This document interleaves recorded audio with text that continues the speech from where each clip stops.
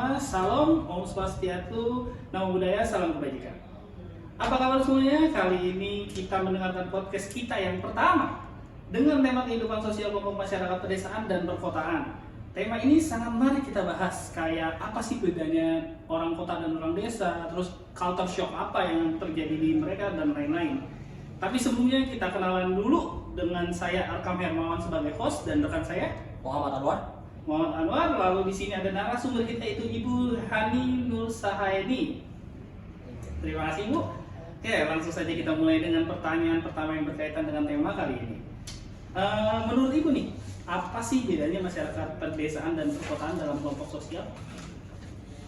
Perbedaan dari masyarakat perkotaan dan pedesaan diawali dari mungkin tentang keagamaan. Oke. Kalau di pedesaan biasanya keagamaannya masih sangat kental. Contoh, misal anak-anak di jamnya maghrib atau ini biasanya anak-anak itu pasti akan melakukan pengajian, misal ya. Benar sekali. Nah, kalau misalkan di kota kadang tidak tahu maghrib atau apa, waktu apa, anak masih ada di luar atau apa, itu tidak ada perbedaan. Gitu. Pokoknya tidak ada waktu yang disenggangkan untuk melakukan hal yang secara agamis itu religius banget gitu ya. Sedangkan di desa namanya anak-anak itu sudah pasti di jam segitu harus mengaji, di jam segini harus apa. Kalau TV pun menyalanya di jam-jam tertentu ataupun main handphone, misalkan ada jam-jamnya atau waktu-waktunya tersendiri. Itu untuk yang pertama. Terus yang kedua, kepadatan penduduk. Perbedaannya di kota itu sudah pasti penduduknya sangat-sangat padat. Kenapa? Karena penduduk kota itu ada dari berbagai macam suku, selalu datang di setiap tahunnya biasanya tuh kalau habis lebaran ya. Nah, yang pulang mudik ke kampung, dari kampung bawa temannya atau saudaranya gitu ya. Itu makin memadatkan penduduk kota. Sedangkan di daerah ataupun di pedesaan kepadatan penduduknya bisa kalau secara ini tetap saja gitu ya. Ya, stabil gitu ya. Kecuali paling ada pertambahannya kalau misalkan menikah atau punya anak seperti itu baru ada pertumbuhan atau pertambahan penduduk. Lalu yang selanjutnya ketiga ya, lingkungan hidup di pedesaan dan perkotaan. Kalau perkotaan lingkungannya itu pasti udah yang tadi padat. Selain padat, lingkungan di kota itu dalam segi pembangunan. Misalkan rumah sudah pasti sudah padat, mereka tidak bisa lagi melebar tuh kalau pembangunan pasti ke atas. Jadi akan banyak gedung-gedung yang sangat tinggi gitu ya. Sedangkan di pedesaan kita rumah aja ada yang satu rumah baru sekian kilometer, baru rumah lagi, jaraknya sangat jauh gitu ya. Lalu untuk lingkungan penghijauan itu masih sangat mudah, masih sangat asri, masih sangat banyak lingkungan hijaunya gitu ya, penghijauan di pedesaan. Sedangkan di kota, kalaupun ingin punya penghijauan, pasti bikinnya dalam bentuk kebunnya buatan gitu ya. Misalkan kayak timbang menanam sayur saja sudah menggunakan alat-alat yang harus menempel di hidroponik misal gitu ya. Sedangkan kalau di kampung mau seluas apa berkebun silakan istilahnya. Lahan masih sangat luas gitu ya. Lalu ada sistem perekonomiannya. Sistem perekonomian di desa itu hanya di satu bidang atau 3 bidang lah paling banyak. Yang pertama misalkan pertanian, sudah pasti kan orang desa bertani, berternak, berkebun, cuma itu saja gitu ya. Untuk hasil perekonomiannya dari situ saja. Sedangkan di kota itu sudah sangat-sangat beraneka ragam. Biasanya lebih fokusnya ke kayak industri ya, industri perkantoran ataupun yang berseragam itu kan banyaknya di kota ya. Iya, Di desa itu hanya Common. paling ya aparatur desa seperti itu, ataupun misalkan kepolisian hanya sekedar yang resort saja gitu ya, tidak terlalu banyak yang ininya. Lalu kesetaraan sosial di desa dan kota itu adanya di sektor ekonomi yang lebih terlihat. Misalkan kalau di pedesaan ya lapangan pekerjaannya hanya itu saja, terbatas. Sedangkan di kota lapangan pekerjaan apapun bisa, apalagi zaman sekarang namanya online. Online apapun di online kan. Jadi semua bisa berusaha, semua bisa bekerja, semua bisa menghasilkan uang baik dari rumah maupun keluar rumah kalau di kota. Sedangkan di desa orang-orangnya masih secara yang ada saja, gitu ya, tidak bisa ini. Lalu selanjutnya ada corak kehidupan. Corak kehidupan itu dalam artian kehidupan di desa cenderung dari waktu ke waktu itu sama. Kenapa? Contoh, walaupun teknologi sudah banyak, orang desa itu masih berpikir ulang untuk menggunakan teknologi. Kenapa? Misalkan handphone. Kalau orang kota kan sudah dipakai bisnis, pakai online, dipakai untuk misalkan mencari uang dengan handphone itu, misalkan bikin vlog-vlog atau apa. Mereka sudah dengan mudahnya membuka hati ataupun membuka mata. Ya udahlah, kita pakai yuk, pergunakan teknologi tersebut. Gitu. Sedangkan di desa yang anak-anaknya yang diharuskan nih memakai teknologi ya, sekolah kan ada sekolah online gitu, orang tua masih berpikir ulang, ini ntar kalau anakku pakai gadget gitu ya, handphone, akan ada manfaatnya nggak sih? Atau nantinya anak saya makin ntar cuma nonton aja, ntar nggak mau ngaji lagi, ntar nggak mau ini lagi gitu, atau beli pulsanya gimana? Kan nggak ada. Jadi ada tambahan beban. Jadi otomatis berpikir ulang mereka gitu ya, orang pedesaan pasti akan berpikir ada manfaatnya nggak sih selain buat sekolah gitu ya.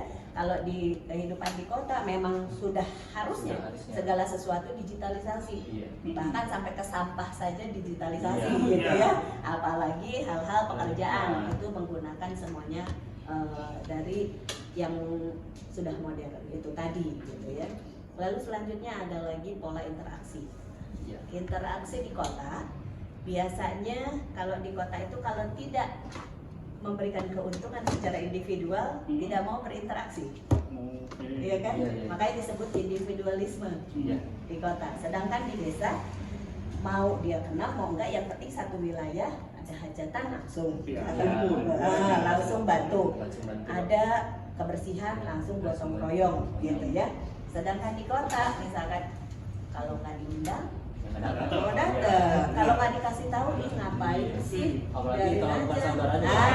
Itu bukan saudara, ih ngapain juga, biarin aja gitu kan, nggak mau gitu. Nah itu perbedaan yang signifikan banget gitu ya. Terus ada juga solidaritas sosialnya. Interaksi desa cenderung mementingkan unsur kekeluargaan. Terkadang di desa itu rumahnya, ini rumah kakeknya, ini rumah ibunya, ini rumah anaknya, ini menantunya, ini ponakannya gitu ya. Kadang satu lingkup, satu lingkup biasanya keluarga doang. Sedangkan misalkan yang di kota ini berasal dari suku Jawa, tetangga sebelah suku suku Batak, yang sebelah lagi ini dari pokoknya seluruh dan beragam, sehingga akhirnya kayak kebudayaan pun otomatis membawa budaya Jawa, nasi ini Medan nggak ada di sana gitu ya. Misalkan pakai budaya suku Sunda, di Maluku nggak ada gitu kan. Jadi akhirnya ya udah pakai sekali, besoknya ganti lagi. Iya, betul. Otomatis secara tidak langsung terus menerus berubah gitu ya. Itu perbedaan yang sudah biasa terlihat oleh kita. Ya, soalnya ini kan banyak di internet tuh, kalau misalnya orang dari desa ke kota tuh banyak culture shock, katanya, di sini di kota tuh beda banget. Kadang-kadang kan jadi orang desa yang biasa kayak biasa makan aja. nih ya, makan biasa ya udahlah cukup dengan nasi, lalapan, ikan asin misalkan, ya udah gitu. Tahu tadi ih ada roti aja beraneka bentuk gitu ya, rasanya juga aneh gitu. Kadang-kadang di sana nih saya langsung sakit perut gitu. Wajar karena memang dia biasanya makan singkong rebus, terus ke kota misalkan pola makannya juga berbeda, menunya lain, otomatis dia oh iya ya gitu, kaget gitu. Atau misalkan ih kalau di kampung, di pedesaan ketemu orang lewat menyapa, bersalaman, atau ini lewat aja, kita aja kadang cuek gitu kan. Terus gimana ceritanya ini, pasti kaget dia gitu, merasa ya apa karena saya dari kampung, terus saya nyapa nggak mau jawab gitu. Padahal bukan seperti itu, tapi memang seperti itu. Kalau di budaya di kota sama di desa benar-benar udah jauh berbeda. Oke, kalau gitu kita langsung lanjut ke segmen selanjutnya ya. Nah di segmen selanjutnya ini ada beberapa pertanyaan dari netizen yang akan dijawab langsung oleh Bu Heni. Nah pertanyaannya langsung dibacakan oleh rekan saya. Silakan. Oke, di sini ada pertanyaan dari warganet atau netizen Ibu ya. Nah untuk yang pertama ini di akun IG-nya yaitu Rizky Wahyu 11628. Nah dia bertanya adakah perbedaan sih antara kehidupan sosial budaya masyarakat desa dengan masyarakat kota? Menurut Ibu bagaimana, ada nggak perbedaannya? Perbedaannya sangat-sangat terlihat, sangat signifikan. Di antaranya misalkan kehidupan sosial yang tadi sudah saya sampaikan, sosial dari penduduk perkotaan dan pedesaan itu sangat jauh berbeda. Misalkan yang di perkotaan, yaitu tadi kalau tidak ada timbal balik yang menguntungkan ataupun sesuatu yang memang tidak kita butuhkan, kayaknya tidak pernah bersosialisasi dengan orang itu gitu, untuk apa gitu. Tapi kalau di desa sosialisasinya itu apapun bentuknya pasti ada kekompakannya, pasti ada kerjasamanya, walaupun tidak diundang gitu misalnya. Kalau di ini harus ada pemberitahuan, harus ada surat, baru tuh datang gitu ya untuk bersosialisasi. Kadang cuma sekedar pertemuan bulanan misalkan RT gitu ya, ataupun ini tingginya RW atau kelurahan, itu harus ada surat undangan gitu kalau di kota. Sedangkan di desa kadang udah tahu ada hajatan, udah langsung aja jalan gitu, langsung datang gitu ya. Misalkan ada yang meninggal juga di desa kan gotong royong. Nah itu lebih dipakai gitu ya. Ada adat istiadat yang dipegang teguh juga. Misalkan kalau ada yang ini adatnya harus begini itu harus masih tetap dipegang. Tetapi kalau di kota karena beragam suku bangsanya itu istilahnya, jadi mereka tidak bisa menggunakan satu adat. Pakai adat ini, yang ini ibu saya nggak ada yang begitu misalnya gitu ya. Saya nggak punya, nggak ada yang begituan gitu misalkan. Kita pakai yang ini, ya aku nggak ada gitu, aku nggak mau ikutan gitu. Akhirnya kan nggak bisa menggunakan adat istiadat yang satu gitu, misalkan satu macam adat istiadat nggak bisa. Itu dari budaya, misalkan budayanya pun kalau misalkan di desa ada kayak setiap minggunya ada pengajian yang diikuti ibu-ibu misalkan, atau apa, ada kerja bakti, jumsih misalkan gitu, tidak perlu di woro-woro, tidak perlu disurat dikasih undangan. Kalau di kota kan adalah grup WA ya. Kalau sekarang hari ini ada kegiatan gotong royong, ayah harus datang jam sekian, tempatnya di anu itu harus detail gitu ya. Kalau di desa besok kerja bakti mana lapangan, udah tinggal datang aja gitu ya.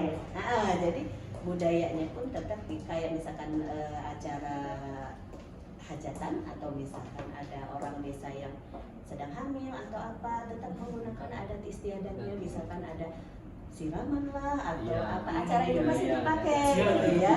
Nah, itu kebudayaan mereka, adat istiadat mereka. Atau orang hamil harus pakai apa ini, peniti gitu ya, sama dicacelin apa, gitu misalkan kalau lagi hamil gitu ya. Sedangkan di kota, ih ngapain sih pakai begituan, kayaknya emang setan takut sama begituan, nggak juga gitu ya istilahnya. Toh orang hamil tetap aja hamil, harus ke dokter, pasti begitu kan kalau di kota. Ngapain harus itu? Sedangkan orang pedesaan sangat memegang teguh. Kalau misalkan orang hamil nggak boleh duduk di depan pintu, misalkan ada pantangan tertentu. Sedangkan di kota istilahnya. Yang penting berobat, ini menuruti apa yang dikatakan dokter, aman gitu kan, gitu. Itu yang di sosial budaya. Baik, itu jawaban dari IG atas nama Rizky Wahyu 1168 sudah dijawab oleh narasumbernya Ibu Hani. Nah, untuk pertanyaan yang kedua ini Bu, ada dari WA Idewa. Dia menanyakan mengapa sih masyarakat perkotaan itu dianggap lebih mudah mengalami perubahan sosial daripada masyarakat di pedesaan. Masyarakat kota pasti benar-benar akan mudah untuk berubah sosialnya. Kenapa? Karena tadi selain orangnya heterogen atau dari berbagai macam suku bangsa, otomatis kehidupan sosial pun akan berbeda-beda. Disesuaikan dengan kita diemnya sama orang mana nih, gitu kan? Harus berubah, pasti akan berubah. Walaupun barusan misalkan sistem sosialnya begini, tapi ada orang itu kita juga harus menghargai nih kebiasaan dia, gitu ya. Orang namanya orang banyak, kita kan nggak bisa juga hanya melindungi ras kita doang gitu ya. Juga agama juga kadang beda-beda gitu. Nah itu apalagi agama berbeda, otomatis kan kita harus ada toleransi beragama, toleransi dalam bersosialisasi ataupun kita dalam bertetangga. Kita tetap harus benar-benar dipilah-pilah bagaimana cara bicara, bagaimana cara kita menyampaikan berita atau apa, itu pasti sangat beda dengan yang ada di kota dan di kampung. Kalau di kampung kan misalkan kadang satu keluarga itu tadi, ataupun orang-orang yang itu aja. Jadi kita udah paham, ya udah tinggal gitu aja. Nah sedangkan yang di kota, gimana ya ngadepin orang ini, kalau ini kan agak-agak sensi nih, kalau dengar seperti ini, otomatis kan harus cara kita mengungkapkan ini gimana. Nah itu kita kan menyingkirkan rekor gitu, seperti itu. Kita akan jadinya, oh iya ini harus ini cara membicarakannya seperti itu ya. Jadi jangan sampai masyarakat ini harus ada tata keramanya juga pasti beda gitu ya. Ada dinamisnya yang diantara sosial perkotaan dan pedesaan sudah berbeda memang. Betul. Oke, itu pertanyaan yang kedua dari WA Mas Idewa ya, sudah dijawab oleh narasumber kita Ibu Hani. Nah, untuk pertanyaan ketiga ini Bu, dari FB Adinda Kusnadi. Dia menanyakan apakah masyarakat perkotaan dan masyarakat pedesaan itu saling membutuhkan satu sama lain atau bagaimana Ibu? Tolong Ibu bisa dijelaskan. Masyarakat kota dan pedesaan tidak bisa dipisahkan satu sama lain. Kenapa? Karena memang benar-benar saling membutuhkan. Contoh, masyarakat kota tidak akan bisa makan nasi yang enak jika petaninya tidak menjual hasil taninya ke kota. Ya. Dan masyarakat desa tidak akan bisa menikmati teknologi yang terbaru atau hal-hal modern jika tidak dikirim dari perkotaan. Terkadang kan kita nih si petani menjual sayurannya atau ininya ke kota, dari kota otomatis membeli baju yang baru, model baru, ataupun membeli alat-alat elektronik yang baru. Kalau misalkan di kampung hanya masak dengan kayu bakar, saat ke kota misalkan ada nih yang namanya Magicom, berarti masak nasi nggak harus repot-repot pakai kayu bakar. Nah itu kan ada kesinambungannya, ada kerjasama gitu ya. Jadi kayak dibilang barter enggak juga sih, karena dijual dulu gitu ya. Nah seperti itu kan, itu berarti kita ini benar-benar ada timbal balik gitu. Terus memang saling membutuhkan. Terus ada lagi misalkan di kota itu kan orangnya sibuk, semuanya pekerja keras, semuanya kadang tidak ada di rumah. Nah sedangkan rumah harus diberesin, harus diurus gitu. Otomatis orang kota itu membutuhkan dari orang desa yang mengurus rumahnya misalkan gitu ya. Jadilah ART di sana gitu. Nah setelah jadi ART kan orang desa mendapatkan upah, mendapatkan uang, jadi kehidupan dia pun di desa tercukupi dan juga bisa meningkatkan taraf ekonominya. Itu yang kedua. Terus yang selanjutnya, kadang kita itu tidak mungkin disebut orang kota, orang desa gitu ya. Jadi benar-benar itu saling membutuhkan gitu. Jadi jangan sampai lu kan orang kota nggak butuh orang desa, atau lu orang desa nggak usah deket-deket orang kota. Lo kalian nggak mungkin disebut orang kota kalau nggak ada orang desa, dan orang desa nggak mungkin disebut orang desa kalau nggak ada orang kota gitu. Jadi tetap semuanya ada kebutuhannya, ada saling membutuhkan dalam hal apapun. Iya. Oke, mantap sekali Bu. Terima kasih Bu telah menjawab pertanyaan dari netizen kita.